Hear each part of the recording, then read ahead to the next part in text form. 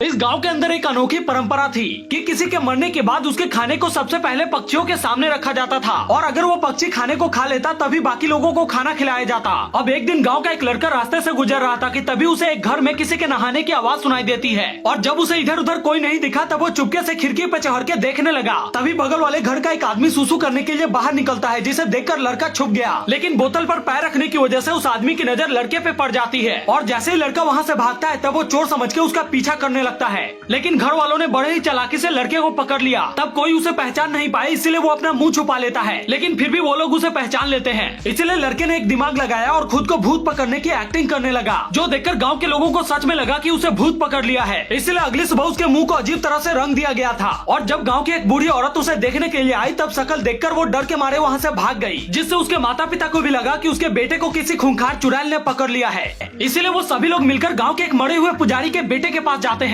उसे ठीक से पूजा तक करने नहीं आता था, पर फिर भी वो लोग उसे भूत भगाने के लिए बुला लाते हैं, जिस कारण डर से उसकी हालत खराब थी। इसलिए एक आदमी जल्दी से दरवाजा खटखटाकर छुप जाता है और जैसे ही लड़के ने दरवाजा खोला तब वो पंडित को इस हाल में देखकर फिर से दरवाजा बंद करके हंसने लगा। उसकी हंसी की आवाज सुनकर सब लोग और ज्यादा डर गए, पर अपने रूम में लगे कंचना की फोटो को देखकर मजाक में वो सभी लोगों को बोल देता है कि मैं सुलोचना हूँ, जिससे वो लोग मान जाते हैं कि लड़के के अंदर सचमुच का भूत है। इसीलिए रात को वो सभी लोग मिलकर गाँव के सबसे कर्मठ आदमी रवि अन्ना को बुलाते हैं, पर भूत के नाम से डर के मारे रवि अन्ना की भी हालत खराब थी। इसलिए रवि अन्ना धीरे धीरे बात करते हुए उसके कांधे पर हाथ रखकर थपथपाने लगता है, पर वो रवि अन्ना से अपना पुराना बदला चुकाने के लिए भूत की आड़ में उसे 2-4 थप्पड़ लगा देता है और जब रवि अन्ना गुस्सा हुआ तब वो जानबूझकर बेहोश हो गया। ये देखकर गांव के सभी लोग रवि अन्ना का मजाक उड़ाने लगते हैं।